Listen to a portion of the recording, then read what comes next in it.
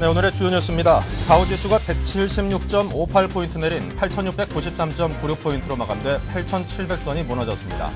주요 기업 실적이 악화된 가운데 유동성 위기에 몰린 미 최대 자동차 회사 GM은 13%나 폭락했습니다. 미국 2위 가전유통업체 서킷시티의 파산에 이어 커피 전문업체 스타벅스의 실적이 크게 악화된 것으로 나타났습니다. 소매업체의 몰락이 미국 고용시장에도 악영향을 미칠 전망입니다. 주택금융공사가 시중은행이 주택담보대출을 매입하는 방안을 추진하고 있습니다. 은행의 BIS 자기자본 비율을 높이고 중소기업 대출을 늘리는 데 도움이 될 것으로 보입니다. 원달러 환율과 원엔 환율이 급등하면서 미국과 일본으로부터 국내로의 송금이 폭증했습니다. 교민들이 환차익을 누리기 위해 보유 중인 외화를 대거 송금한 것으로 분석됐습니다.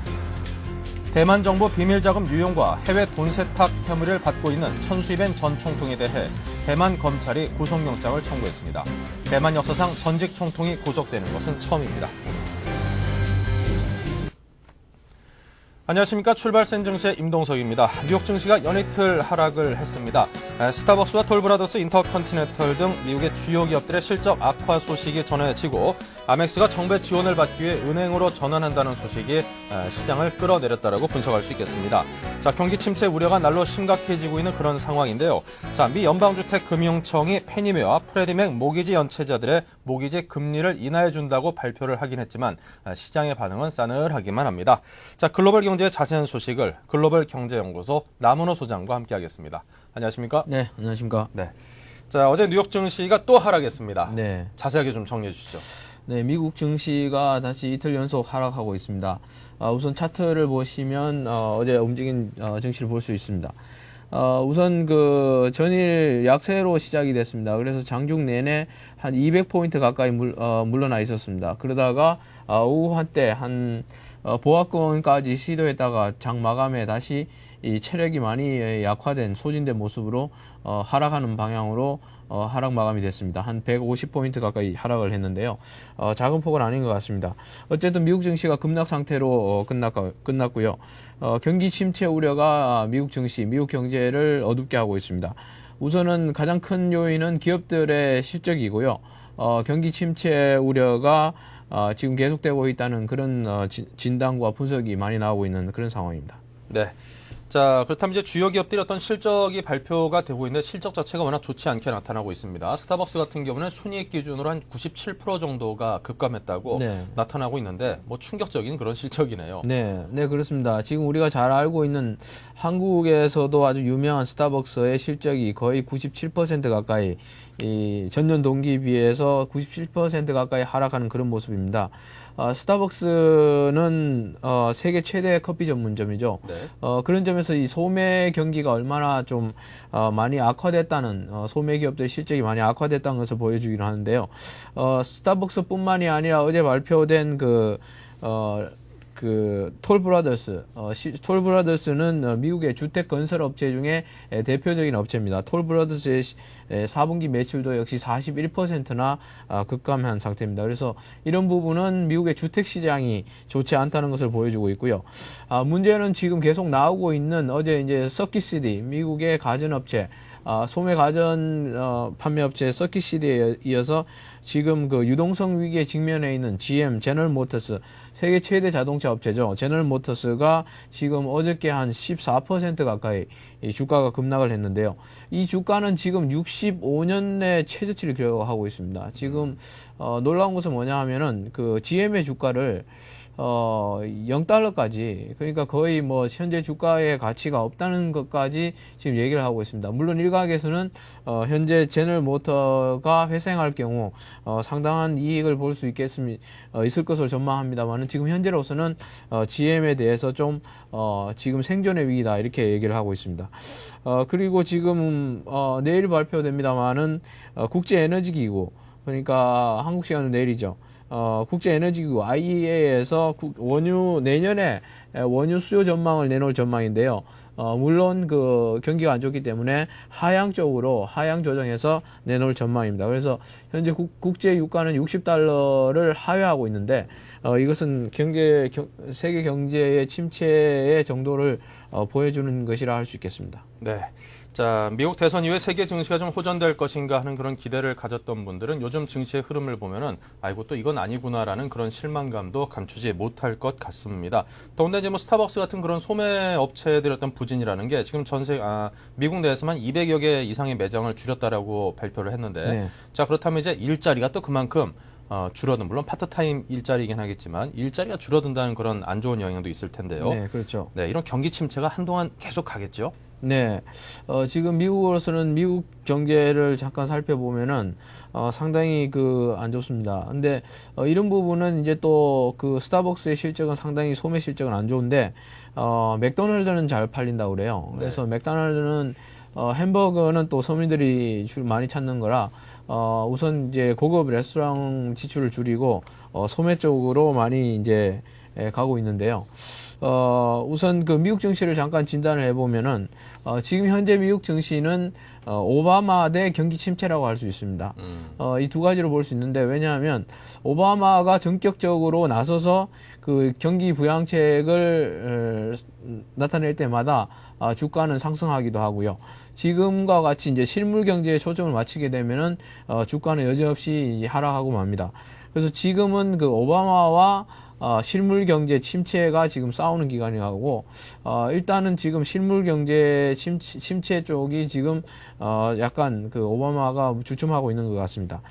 문제는 지금 본격적인 랠리가 아직 이른 편이라고 진단을 하고 있고요. 그래서 지금 달러는 강세를 유지하고 있습니다. 달러와 엔화, 그리고 위안화, 이런 선진국, 강대국들의 그 통화가 단기적으로 강세를 유지를 하고 있습니다. 그리고 지금 가장 문제는 이제 아까 좀 전에 말씀드린 대로 기업 실적 우려입니다. GM은 지금 그 생존의 위기를 맞고 있습니다. 세계 최대 자동차 업체가 생존의 위기를 맞고 있기 때문에 이런 점은 미국 정부에서 그 자동차 업계를 오바마가 지원하겠다. 이런 그 자동차 업계에 대한 지원책은 뭐 우리에게 호재가 될 수 있다. 이런 얘기를 하는데, 그것은 다른 편에서 보면은 예를 들면 그 전체적인 자동차 업계가 안 좋은 상황에서는 한국이나 일본 자동차 업계도 크게 좋지 않는 그런 상황입니다. 그래서 어제 같은 경우에 보면은 일본 시장에서 도요타라든지 혼다, 닛산이라든지 이런 대표 자동차 업계 주가가 많이 내린 것 같습니다. 그래서 지금 그 기업들의 지금 이제 월가의 분위기는 어떠냐면은, 지금 기업들의 실적 발표와 전망 내용이 이렇게 좋지 않은 상황에서는 주식 시장에 급하게 목을 들이냈다가는 거북이 목같이 먼저 목을 들이냈다가는 위험을 당할 수 있다. 그래서 급하게 금융시장, 주식시장에 들어갈 필요가 없다. 이렇게 분위기가 그렇게 돌아가고 있는 것 같습니다. 네. 자, 아시아주 증시의 움직임도 별반 다르지 않은 것 같습니다. 일본과 중국 증시 모두 하락했죠. 네, 그렇습니다. 일본 증시는 좀 전에 말씀드린 대로 엔화 강세입니다. 엔화가 강세하면은 이제 일본의 대표적인 수출 업체들은 하락을 하게 될 것이고요. 그래서 이제 전자 수출 대표 업체 전자라든지, 어제는 특히 자동차 중심으로 많이 내렸습니다.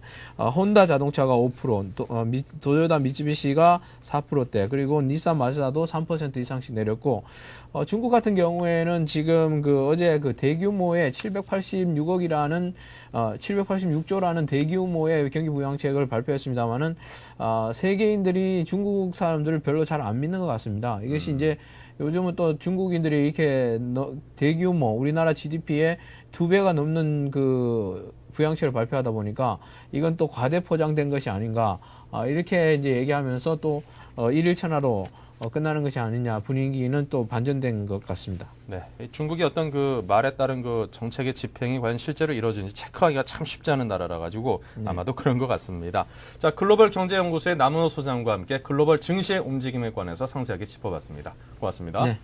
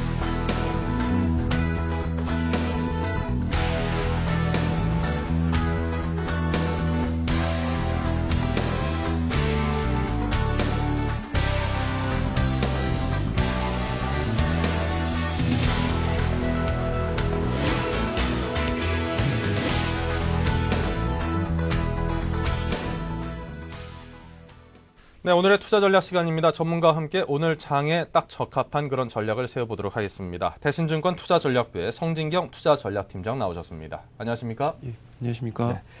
자, 먼저 전일 우리장 주요 지표부터 정리를 해주십시오. 예, 전일 같은 경우 코스피 지수는 23포인트 떨어졌고요. 그래서 네. 1128포인트로 마감을 했습니다. 그리고 코스닥 지수는 3% 가까이 하락해서 149.15포인트로 마감을 했습니다. 네, 외국인이 또다시 조금씩 팔고 있는 규모를 좀 늘린다라고 얘기를 들었는데요. 예, 그렇습니다. 외국인들의 매도세가 많이 나왔고요. 그리고 프로그램 쪽에서도 매도가 나오면서 주가의 낙폭이 좀 확대됐고요. 어제도 최근의 상황과 마찬가지로 변동성이 매우 큰 그런 장세를 연출을 했습니다. 네. 자, 전일 국내 증시가 물론 장중에 플러스로 돌아서기도 했습니다만 결국 종가 기준으로 해서는 한 2% 정도의 하락세를 보였습니다. 그만큼 변동성이 무척이나 큰 장세의 하루였다라고 할 수 있는데 당분간은 이런 장세가 지속이 되겠지요. 예, 그럴 것 같습니다. 그 시장의 변동성이 좀처럼 줄어들고 있지는 않은데요.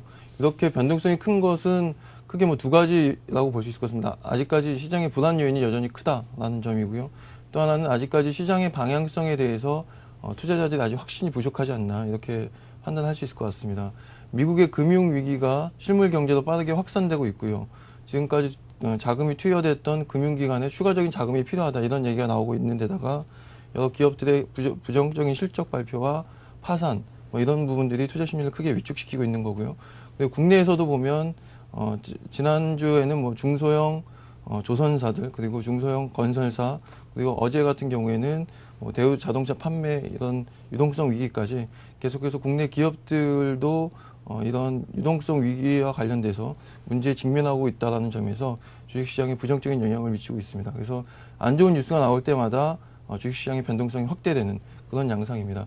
준비한 표를 보면서 말씀을 드리겠습니다.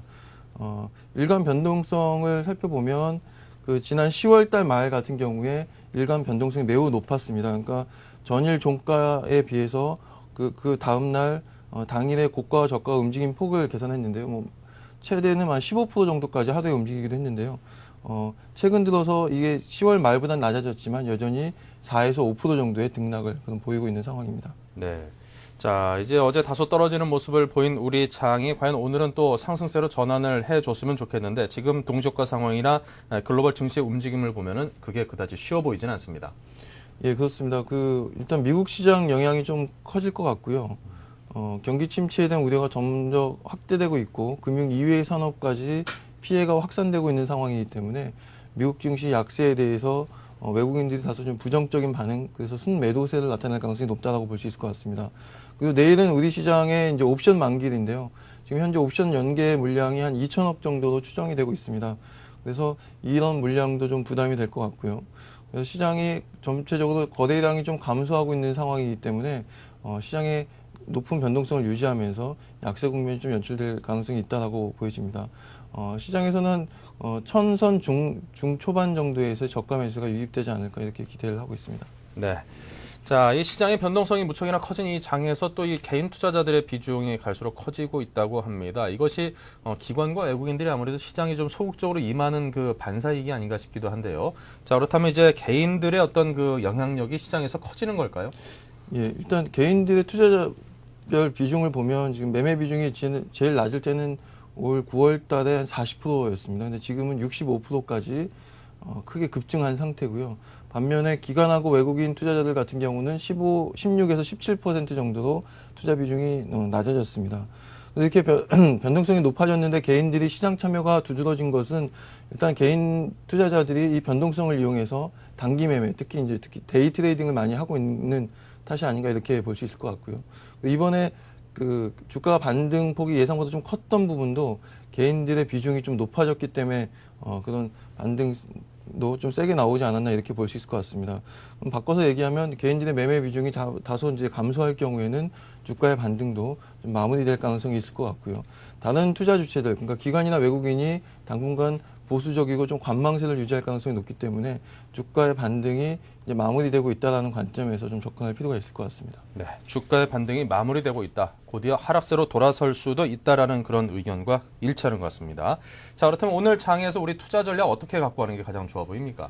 예, 그래서 말씀드린 것처럼 일단 기술적 반등이 지난 한 2주 정도 진행된 기술적 반등이 마무리되고 있다는 관점이 좀 필요할 것 같고요. 네. 그리고 내일로 다가온 옵션 만기의 부담, 그리고 미국 증시의 약세가 당분간 좀 지속된다라는 점을 고려했을 때 지지선이 확인될 때까지는 좀 보수적인 대응 전략이 필요할 것으로 보입니다.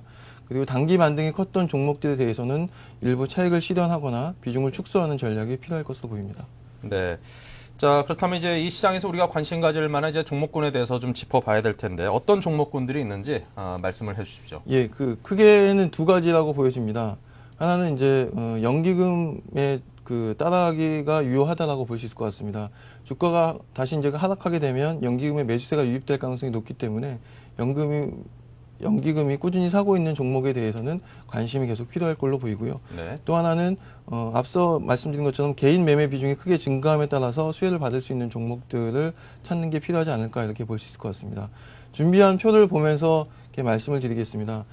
투자 주체별 수익률인데요. 지난 10월 말 이후에 주가가 반등 과정에서 투자 주체별로 어떤 종목들을 샀고 이들 종목들이 얼마만큼의 수익률을 거뒀는지가 나와 있습니다.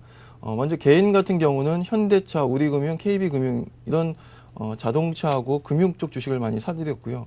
그래서 평균 수익률이 지금 마이너스권입니다. 주가가 반등을 했음에도 불구하고 많이 샀던 종목들의 수익률이 안 좋아서 네. 이런 결과가 나타나고 있고요. 그리고 외국인들 같은 경우는 LG전자, LG디스플레이, GS건설 이런 종목을 사면서 평균적으로 6.2% 정도의 수익률을 거두고 있습니다. 반면에 연기금이 산 종목들은 현대모비스, 삼성전자, 한국전력 이런 종목들, 그리고 특히 이제 삼성화재 이런 종목들을 사들이면서 평균적으로 7.7%의 수익률을 거둬들이고 있습니다. 그래서 연기금이 산 종목들이 수익률에 가장 좀 양호한 양상을 나타내고 있고, 향후에 주가가 조정이 된다고 하더라도 이 연기금이 산 종목들이 다시 이제 연기금에서 재매수할 가능성이 높기 때문에 네. 연기금이 산 종목들 가운데서 수익률이 두드러진 종목들, 그리고 계속해서 좀 비전이 있는 종목들에 대해서는 중장기적으로 좀 관심을 가지셔도 괜찮을 것 같습니다. 여기서 이 중에서도 굳이 이제 종목을 꼽자면 한국전력이라든가 삼성화재, 그리고 포스코, 그다음에 삼성전기, SK텔레콤 이 정도가 연기금 종목 중에서도 유망할 것으로 이렇게 예상이 됩니다. 네, 연기금이 선호하는 종목들을 살펴보면 아무래도 이제 한국을 대표하는 그런 대형 우량 기업들이라고 압축을 해볼 수 있을 것 같고요. 자, 근데 제가 한 가지 좀 염려가 되는 게 지난주에 연기금이 앞으로도 주식시장에서 한 8조 원 정도의 매수 여력을 가지고 있다라고 그렇게 이야기를 한 바가 있습니다. 그런데 시장의 추세 자체가 이렇게 확연하게 하락세로 돌아서고 있는 요즘 같은 장세라면은 이제 시장을 받치는 역할을 연기금이 해주는 것도 물론 긍정적인 거긴 하겠지만, 자, 그것이 과연 어느 정도 선까지 가능하겠는가, 그런 이제 아마추어적인 시각에서 그런 염려가 솔직히 듭니다. 그 점에 대해서는 전문가로서 어떻게 보시는지요?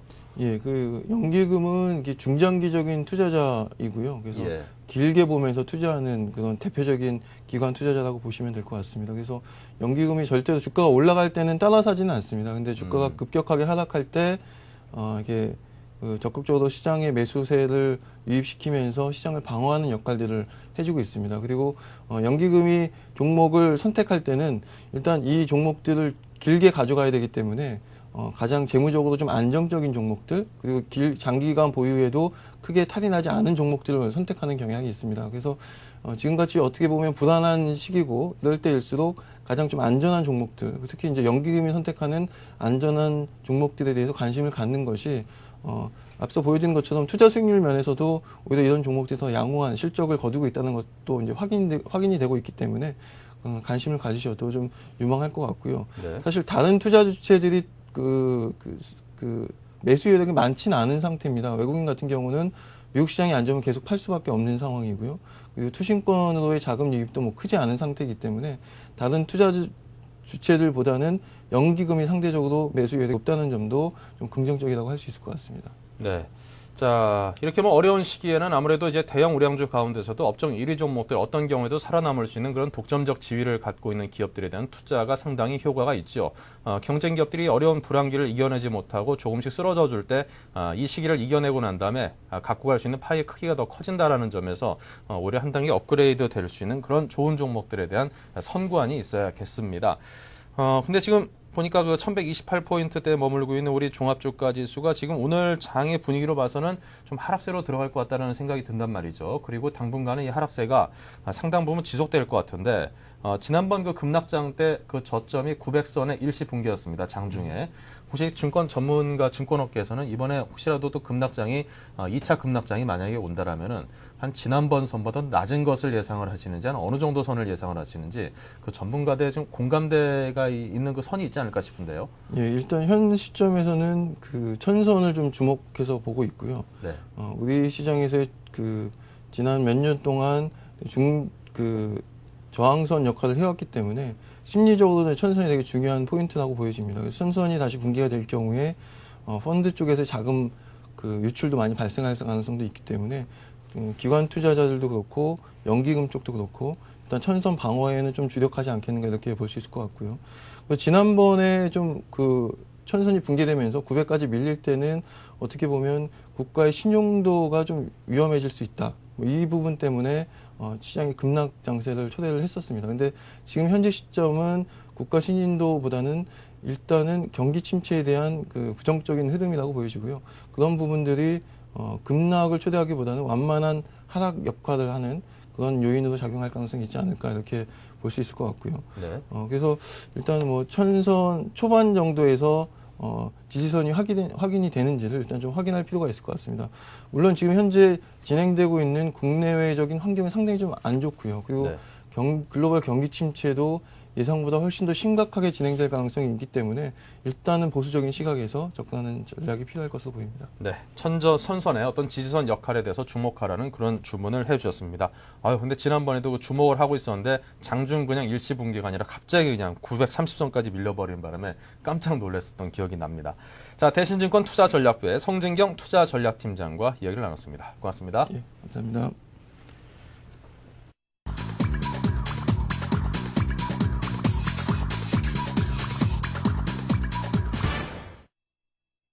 네, 지금 현재 시각이 8시 57분 40초를 막 넘어서고 있습니다. 지금 현재 동시효과 상황이 어떤지 화면을 통해서 저와 함께 보시겠습니다.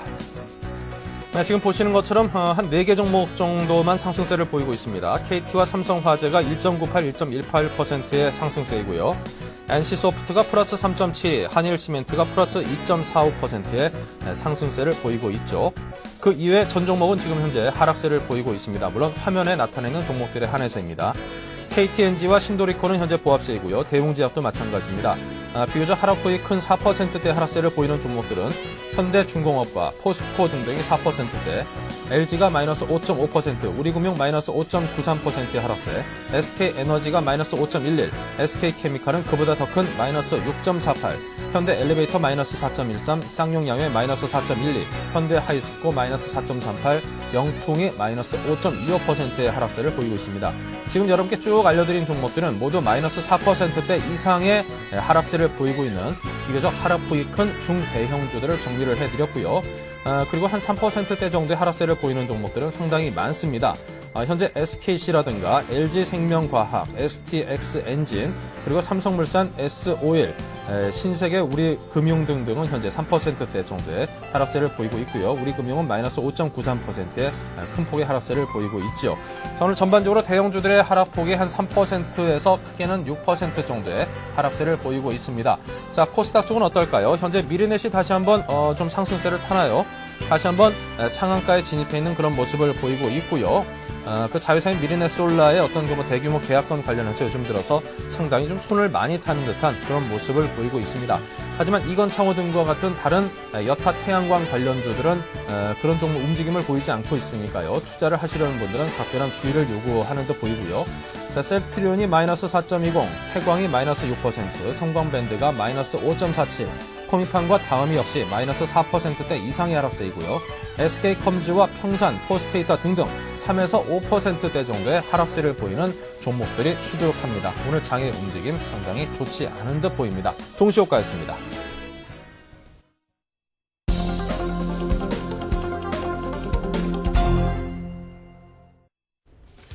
네, 이제 막 장이 시작이 됐습니다. 동시효과 때 여러분께 보여드린 것처럼 대부분의 대형주들이 적게는 한 2%대, 많게는 6% 이상의 하락세로 오늘 장을 출발할 것으로 보여줬습니다. 자, 개장 시초가를 중심으로 다시 한번 간단하게 정리를 해드리죠. 자, 거의 모든 종목들이 하락세를 보이고 있는데요. 먼저 상승 종목들은 오뚜기와 한일시멘트, 그리고 영풍과 NC소프트 등등 4개 종목만이 상승세를 보이고 있고요. 포스코가 마이너스 4%, 현대중공업 마이너스 3, LG전자 마이너스 3.8, LG가 마이너스 4.9, 신세계 마이너스 3.18, 우리금융 마이너스 5.19, 두산중공업 마이너스 4.6 등의 많게는 한 4에서 6%대 정도의 하락세를 보이고 있습니다. 자, 코스닥은 현재 미르넷이 그대로 상한가에 머물고 있고요. 이건창호도 역시 플러스 1.3으로 돌아선 모습입니다. 하지만 대부분의 종목들이 마이너스 3에서 4%대 정도의 적지 않은 폭의 하락세로 장을 출발을 하고 있습니다. 자, 그럼 이 시각 출발 상황을 좀 더 상세하게 정리를 해보겠습니다. 현대증권 투자분석부의 류용석 팀장 전화 연결돼 있습니다. 안녕하십니까? 네, 안녕하십니까? 네, 이 시각 출발 상황부터 정리해 주시죠.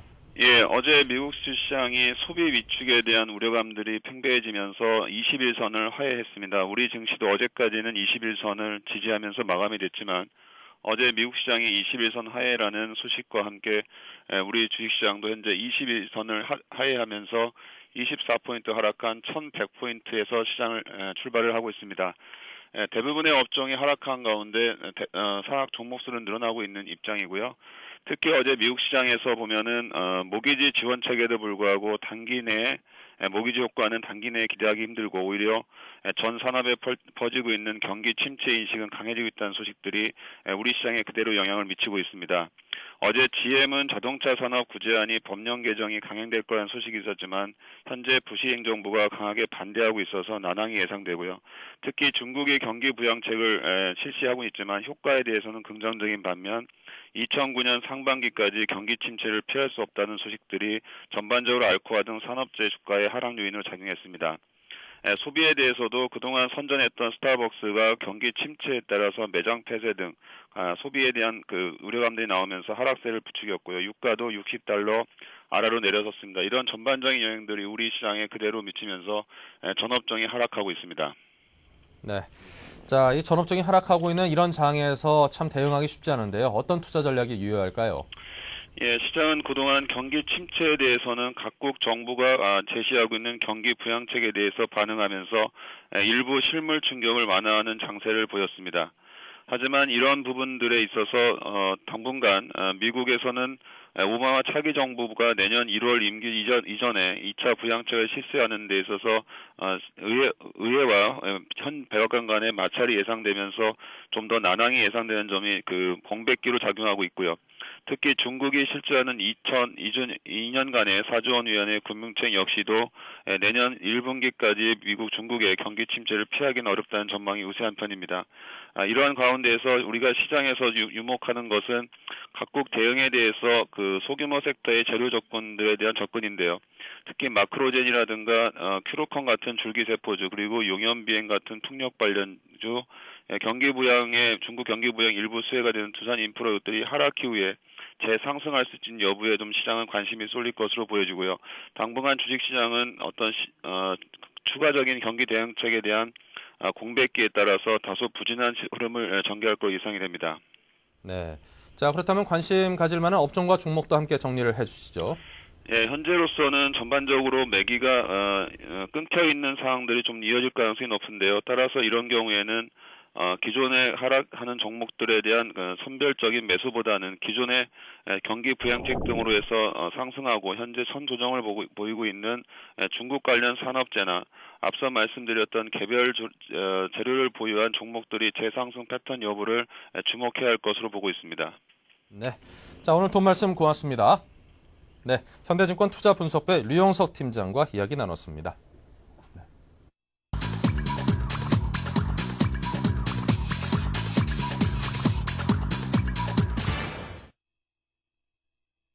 안녕하십니까. 11월 12일 오늘의 서울경제 주요 뉴스 브리핑입니다. 정부가 채권안정기금의 부활을 검토하고 있습니다. 채권안정기금은 지난 99년 대우채 사태 때 실시했던 조치로 기금을 조성해 회사채와 카드채를 대규모로 매입하는 특단의 대책입니다. 정부는 금융시장 안정판을 마련해 자금시장 선순환을 이끌 계획인 것으로 알려졌습니다. 금융당국이 우리파워 인컴펀드 판매사에 손실액의 50%를 배상하라고 판정했습니다. 펀드 가입자에게 투자 설명서를 제공하지 않고 원금 손실 가능성을 제대로 알리지 않은 책임을 물은 것입니다. 이번 결정이 다른 펀드 분쟁에도 영향을 미칠 전망입니다. GM대우가 다음 달 22일부터 열흘간 모든 생산 라인을 멈추기로 했습니다. 미국 GM의 판매량이 급감하면서 GM대우의 수출 물량도 크게 줄었기 때문입니다. 금융위기로 촉발된 미국의 실물 경기 침체가 국내 산업계에도 직격탄을 날린 셈입니다. 카드사와 캐피털 업체의 채권 금리가 지난 2004년 카드 대란 이후 최고 수준으로 치솟았습니다. 11일 금융계에 따르면 카드사나 캐피탈사가 채권을 발행해 자금을 조달하려면 9%의 금리를 제시해야 한다고 밝혔습니다. 카드 캐피털채 발행 시장이 사실상 마비된 것으로 풀이됩니다. 앞으로 기초생계비나 보육료 같은 사회복지급여의 부정수급 문제가 상당 부분 해소될 전망입니다. 정부는 내년까지 사회복지급여 대상자의 최신 정보를 파악할 수 있는 사회복지통합관리망을 구축하기로 했습니다. 일선 공무원의 주먹구구식 혈세 지원을 막기 위한 조치입니다. 가정용 도시가스 요금이 4.8% 오릅니다. 각 가정은 이번 요금 인상으로 월 평균 2,540원의 추가 부담이 예상됩니다. 산업용 도시가스의 요금 인상률은 무려 9.7%에 이릅니다. 전기요금의 경우 가정용을 동결하는 대신 대규모 사업자에게만 9.4% 인상률이 적용됩니다. 앞으로 고급양주의 가짜 여부를 소비자가 휴대폰으로 직접 확인할 수 있게 됐습니다. 국세청은 고급양주에 무선인식 전자태그를 부착해 주류의 유통 흐름과 진품 여부를 확인할 수 있도록 할 계획입니다. 건설산업연구원은 실물 경기 침체가 내년 하반기쯤 회복세로 돌아서더라도 주택가격은 5%가량 하락할 것으로 내다봤습니다. 또 금융시장 위기가 내년에도 이어질 경우 부동산 가격은 10%까지 떨어질 수 있다고 경고했습니다. 이상 오늘의 서울경제 주요 뉴스 브리핑이었습니다.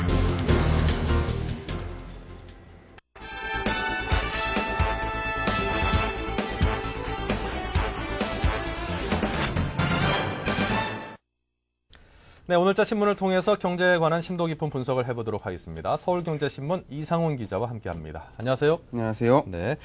자, 정부와 한국은행이 채권시장 안정기금을 부활시킨다는 소식이 들어와 있는데요. 정부가 기업의 채권을 다시 사들인다는 그런 조치로 이해하면 되겠습니까? 예, 쉽게 풀이하면은 정부가 기업들의 빚을 대신 갚아준다고 말할 수가 있겠습니다. 어허. 이 정부와 한국은행이 이제 이 기업의 자금난 해소와 금융시장 안정을 위해서 이 채권 시장 안정기금 조성을 지금 검토 중이라는 소식이 들려왔습니다. 네. 이 어떻게 보면 이제까지 나온 이 추상적인 경기 부양, 그 어떤 경기 부양책보다도 훨씬 파급 효과가 큰 이 본격적이고 직접적인 조치다. 이렇게 설명을 할 수 있겠습니다.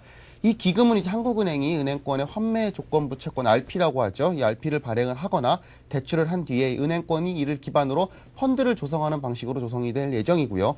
이 회사채와 기업어음이 최근에 이제 거래가 실종되지 않았습니까, 사실상. 네. 그러면서 이제 우량 기업의 자금난이 확산이 되고 있고요. 또 금융위기에 따른 최악의 시나리오를 염두에 두고 결국 아마 정부와 한국은행이 이러한 조치를 지금 검토 중에 있지 않나 이런 생각이 듭니다. 지난 99년에 한 번 이게 단행이 된 적이 있습니다. 당시 이제 대우 사태가 일어나면서 대우가 무너지면서 이제 대우 채권이 문제가 됐었는데요. 이 대우차 사태로 이제 좀 채권형 펀드에 있어서 펀드런 조짐에 일자 이 40개 금융기관이 약 30억 원 정도의 객출을 해가지고 이 채한기금을 조성을 했습니다. 이 당시에 이 투자 적격 채권과 국공채를 이제 정부가 직접 매입을 하는 형식이었는데요. 이런 거를 통해서 이 금리 상승을 좀 억제를 하고 투자 심리를 진정시키는 데 굉장히 큰 역할을 했다. 이런 평가를 지금도 받고 있습니다. 하지만 또 일각에서는 지금 상황이 대우채 사태와는 좀 상황이 다르고 또 금융시장이 점점 안정을 찾아가는 모양새가 있는데 굳이 이런 것까지 동원할 필요가 있느냐 이런 부분이 있어서 좀 회의적인 시각을 내비치는 것도 사실입니다. 네.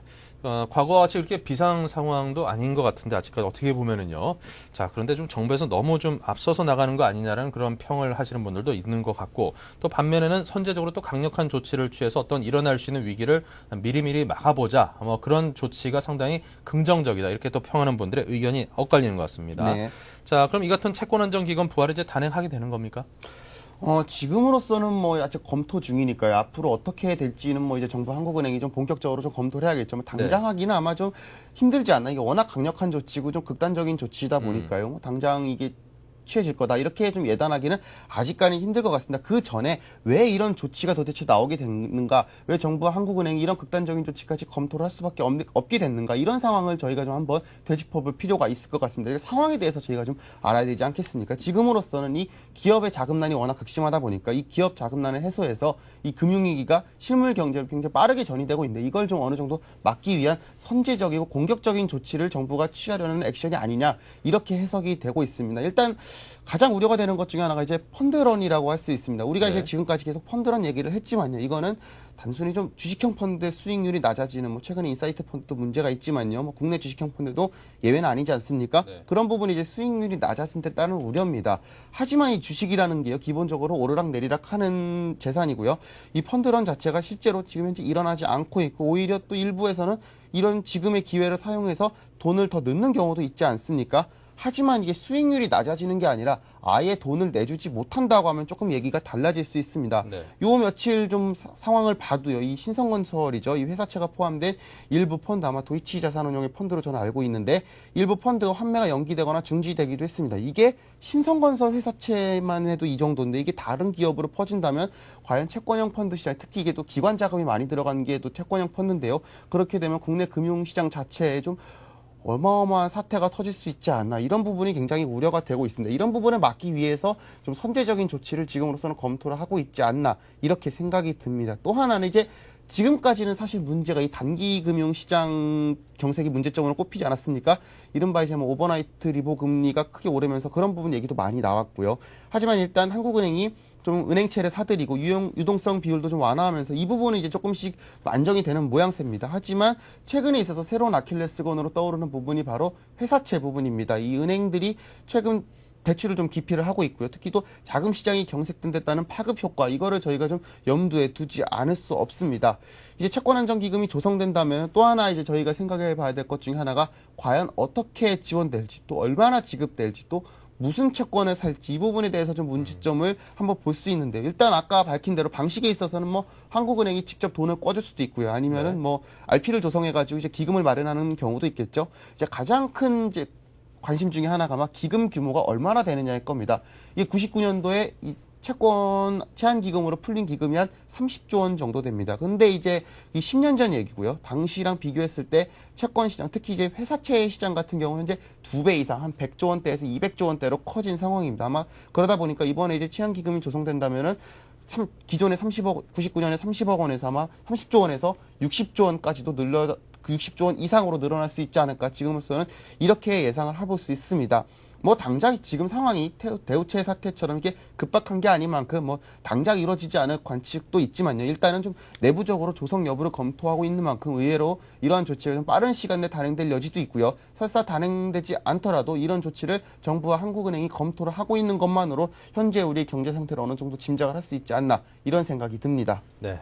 자, 그리고 불안전 판매 논란을 빚었었죠. 우리 CS 자산운용이 판매한 것으로 알려지는 우리파워 인컴 펀드에 대해서 금융감독원이 손실의 반을 배상하라고 판정을 했습니다. 펀드 손실에 대해서 판매사가 일정 부분 물어내라고 하는 건 상당히 이례적인 그런 판정이라고 보여지는데요. 네, 그렇습니다. 어제 저희 금융감독원 금융분쟁조정위원회가 이제 회의를 열어서 분쟁조정 신청이 접수된 이 우리파워 인컴 펀드에 대해서 이제 판정을 내렸습니다. 네. 이제 판매 은행에 불안전 책임이 있다면서 손실 금액의 50%를 배상하라, 이런 결정을 내렸습니다. 이 금융분쟁조정위원회는 이번에 판정을 통해서요, 이 펀드 가입, 이번 이게 신청을 낸 사람이 50대 주부라고 합니다. 공식적으로는 이 펀드 가입 경험이 없는 신청인한테 이 파생 상품을 판매하면서 투자 설명서를 제대로 제공하지 않았고, 또 원금 손실 가능성이 거의 없다는 식으로 이 권유해서 좀 예금으로 오해하게 했다면서 이번 판정 배경을 설명을 했습니다. 이 투자자가 이 금융상품 설명 확인서에 서명을 했음에도 불구하고 이렇게 불안전 판매 책임을 물은 것은 이번이 처음이라고 합니다. 또 50%에 달하는 이 배상 책임을 부과한 것도 이 지금까지 나온 배상률 가운데는 최고치에 해당이 됩니다. 이 그만큼 일반 고객에게 이 투자 설명을 충분히 제공하지 않았다는 과실을 좀 무겁게 지우는 것으로 저희가 의미를 둘 수가 있겠습니다. 또 이번 조정으로 인해서 앞으로 엇비슷한 투자 상품, 특히 펀드, 파생 상품과 관련된 분쟁에 좀 큰 영향을 미치지 않을까, 자칫 잘못하면 소송 대란으로 갈 가능성도 있지 않을까, 지금으로서는 이러한 가능성을 염두에 둬야 될 것 같습니다. 네.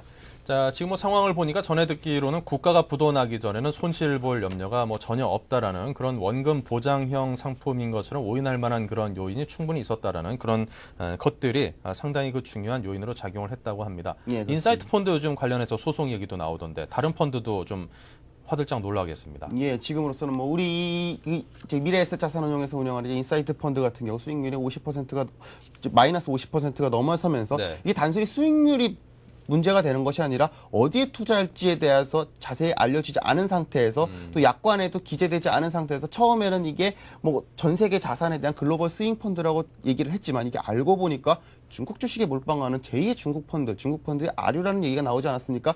이런 부분에 있어서 사실상 고객들이 어느 정도 속지 않았나 이런 부분에 있어서 지금 굉장히 고객들이 좀 분통을 터뜨리는 상황이고요. 이런 부분에 있어서 아마 좀 소송 문제에 있어서는 좀 크게 좀 비화되지 않을까. 지금 현재 이제 파생 상품 뭐 우리 CS 자산운용에서 발매한 다른 ELF 같은 경우 네. 주가 연계 펀드라고 하는데요. 이런 부분에 있어서도 아마 자산운용사에서 제대로 판매를 하지 그러니까 판매사에서 제대로 판매를 하지 않았고 또 자산운용사에서도 고객들한테 공시를 하지 않은 채 자기 마음대로 또 상품을 바꾼 경우도 있어서 이런 부분에 있어서 앞으로 좀 소송이 크게 좀 불거질 우려가 있습니다. 저희가 일단 우리파워 인컴 펀드 얘기를 한번 좀 더 구체적으로 해볼 얘기겠습니다. 일단 네. 이 상품이 뭔지 아직도 잘 모르시는 분들이 있는데요. 이게 이제 선진국 주식으로 구성된 파생 상품에 투자하는 펀드입니다.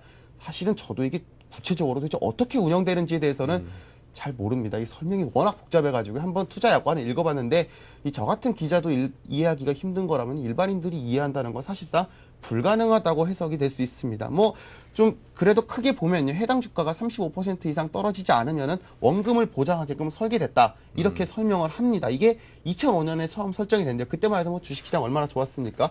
그렇기 때문에 원금을 까먹을 가능성이 거의 없었고요. 이런 부분에 있어서 판매사인 우리은행도 아마 자신감을 갖고 이런 말을 했던 것 같습니다. 하지만 이 상품이 분명히 약관상으로 원금 보장형 상품은 아니고요. 주가에 연동되는 상품입니다. 근데 아까 전에 말씀을 하셨다시피 이 판매사는 이 상품을 팔면서 원금 손실 가능성이 우리나라 부도나 확률보다 낮다. 그리고 은행이자 플러스 알파를 보장한다고 하면서 팔았습니다. 바로 이 부분이 이제 문제가 된 것입니다. 또 이게 그동안은 이 투자자가 그 투자 설명서에 사인만 하면은 구제받기 힘들지 않았습니까? 뭐 저도 해당되는 문제고 많은 분들도 여기에 해당되는 문제인데요. 이 은행 창구에서 제대로 설명도 못 들었는데 이 회사 측에서 펀드 가입하려면 이거 사인해야 가입할 수 있다. 이렇게 얘기를 하는 바람에 언급결에 사인을 하는 경우 굉장히 많지 않았습니까? 이 한마디로 이 은행이나 증권사들이 좀 계약자 뒤에 숨어서 신의 성실을 다하지 않았다. 이런 부분에 지금 굉장히 많은 비판을 받고 있는데요. 이런 부분이 이번에 금융감독원에서 좀 철퇴를 내리지 않았나 이런 생각이 들고 있습니다. 네. 자, 그리고 이제 어제 서울시가 부동산 용지 관련 규제를 대폭 해제했다는 소식도 들려왔습니다. 이제 서울의 어떤 모습이 달라지는, 그 밑그림이 달라지는 그런 조치라고 볼 수 있는데요. 예. 자세한 해석을 좀 해주시죠. 예, 서울 시내에서 이제 그동안 방치가 됐거나 또 개발이 지진하던 용지가 굉장히 많았습니다, 의외로. 하지만 이번에 이제 서울시가 규제를 풀고 이런 땅의 개발에 좀 탄력을 주기로 했다는 소식입니다. 최근 이제 부동산 경기 침체와 또 건설 경기 활성화를 위해서 이제 서울시가 좀 일정 부분 나서서 불을 지피는 모습을 보여주고 있는 모양새입니다. 이 서울시가 어제 밝혔습니다. 신도시 계획 체계 도입안이라는 이름인데요. 아마 내년부터는 이제 10,000평방미터 이상의 대규모 부지에 대해서는요, 이 개발 이익 중 일부를 기부 체납할 경우 민간 사업자가 용도 변경에 개발 추진할 수 있게 된다는 소식입니다. 이 용지 변경이라는 게 얼마나 어렵고 힘들 것이라는 거는 아마 많은 분들이 잘 알 텐데요. 그런 거를 감안하면은 이번 조치가 얼마나 파격적인 조치인지를 저희가 생각을 해볼 수 있습니다. 아무래도 이제 민간 부지들이 큰 수혜를 입는다고 볼 수 있습니다. 구체적인 예를 살펴보면 현대자동차 같은 경우 이제 뚝섬에 지금 110층짜리 고층 빌딩을 건설할 계획을 갖고 있는데 이게 바로 레미콘 공장 부지입니다. 이런 부지도 아마 좀 수혜를 받게 될 거 예상이 되고요. 또 소초동의 유명한 부지죠. 이 삼성타운 옆에 있는 롯데칠성 공장 부지, 또 하나 이제 가양동에 있는 이 CJ와 대상의 부지, 또 쌍용 터미널 같은 시내에 있는 주요 이제 터미널 등이 아마 이 부분에 해당된다고 볼 수 있겠습니다. 네. 이 얼마나 뭐 큰 면적들이냐 하면 이제 강남역 거기가 얼마나 그 금싸라기 땅입니까? 거기 이제 롯데칠성이 갖고 있는 그 물류센터 부지라는 게 한 66,000 제곱미터 정도 되는 것으로 알려지고 있거든요. 2만 평이 넘는 엄청나게 큰 부지의 이제 개발이 상업적인 개발이 이제 가능해졌다라는 것인데, 자, 일각에서는 대기업들한테 이거 좀 너무 많이 주는 거 아니냐 그런 평도 있더라고요. 예, 그런 부분이 없지 않습니다. 일단 그 얘기를 하기 전에 일단 용도 변경되는 부지에 대해서 좀 지도를 보면서 대략 설명을 해드리겠습니다. 이게 한 서울 시내만 해도 한 100여 곳 정도가 됩니다. 이 가장 많은 곳 중에 하나가 바로 서남권 지역입니다. 영등포와 강서구 일대죠. 이 부분이 이제 175만 평방미터 정도 되고요. 또 동남권 지역이 강남을 중심으로 해서야 73만 평방미터 정도 됩니다. 이 공공부지 중에서는요, 이 차량기지나 기차역, 군부대, 공공기관 등이 많이 해당이 되고요. 민간부지 중에서는 이제 공장, 터나 차고지, 터미널 등이 해당이 됩니다. 아까 이제 말씀하셨던 부분, 이제 수혜가 예상되는 부분에 있어서 논란이 되는 게 이런 부지들 중에 이번에 특혜를 받는 상당수가 바로 대기업 소유의 부지라는 점입니다. 물론 이게 10,000평방미터 이상이 되는 부지를 갖고 있을 만한 데가 사실 정부나 공공기관 아니면 대기업밖에 없지 않습니까? 그런 부분에 있어서 당연히 대기업에 대해서 수혜가 예상이 되고요. 이런 부분에 있어서 좀 굉장히 특혜를 준 것이 아니냐, 이런 논란들이 지금 불거지고 있는 것입니다. 대표적인 이번에 지금 규제가 풀리는 지역이죠. 서초동의 롯데칠성 부지 같은 경우 예를 들겠습니다. 이게 지금 현재 주거용지로 묶여 있습니다. 그렇다 보니까 용적률 상한선이 약 250%밖에 되지 않습니다. 또 한 군데가 이제 뚝섬의 삼편의 미콘 부지 같은 경우 150%입니다. 용적률. 이게 근데 이번에 용적률이 풀리게 되면은 800%까지 높아지게 되는 겁니다. 이 용적률이 50% 한번 늘리기 위해서 강남 재건축 아파트들, 음마 아파트나 개포동 주공 아파트들이 그렇게 용을 쓰는 거를 생각해 보면은 이게 도대체 얼마나 과연 큰 특혜인지를 저희가 한번 상상을 해볼 수 있지 않겠습니까? 물론 이제 서울시가 이제 이 환수 계획을 제시해서 이 개발과 공공성 두 마리 토끼를 잡겠다고 밝혀봐 있습니다. 현재 아마 최대 40%가량이 아마 기부 체납을 좀 강제를 할 것이다, 이렇게 얘기를 했지만 이게 아직까지 좀 구체적인 기준은 나오지 않은 상황입니다. 아마 그렇다 보니까 향후 이익 환수 규모가 미흡할 경우에 이 부분에 있어서 굉장히 큰 특혜 논란이 거세질 것이다. 아마 두고두고 좀 얘기가 많이 나올 것 같습니다. 네. 어떤 정체되어 있는 경기 자체를 좀 보다도 활성화시키기 위해서 이런 조치들의 필요성을 언급하시는 분들도 있긴 하겠습니다만, 과연 그 정부에서 그 개발 이익 환수를 어느 정도 해갈 수 있을 것인지, 그게 굉장히 중요한 키포인트가 될 수 있을 것 같고요. 자, 그만큼을 설사 내준다 하더라도 갖고 갈 수 있는 양은 엄청 많지 않을까, 그런 생각도 일반인으로서 한번 해보게 됩니다. 예. 자, 지금까지 뉴스 따라잡기 서울경제신문의 이상훈 기자와 함께했습니다. 고맙습니다. 고맙습니다.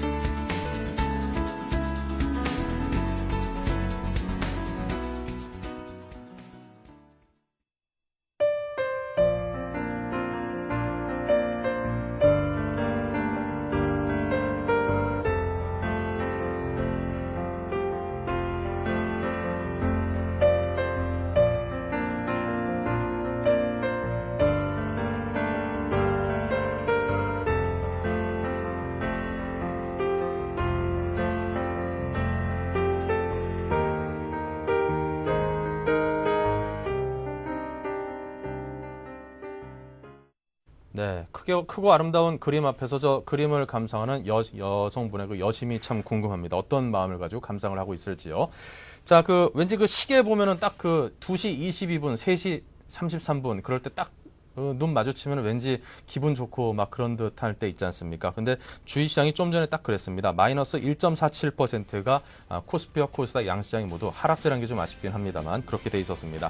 자, 코스피와 코스닥이 오늘 장이 좀 안 좋을 걸로 예상을 했는데요. 하지만 한 1.3에서 1.4%대 정도의 하락세라고 하면은 그래도 좀 양호한 수준이라고 여겨집니다. 환율도 한 20원 정도 오른 한 1,350원대에 머물고 있는데요. 좀 더 시장에 좋은 쪽으로의 반전을 기대를 해보도록 하겠습니다. 자, 오늘 여기서 준비한 수업 모두 마치도록 하겠습니다. 저희는 내일 다시 뵙겠습니다. 고맙습니다.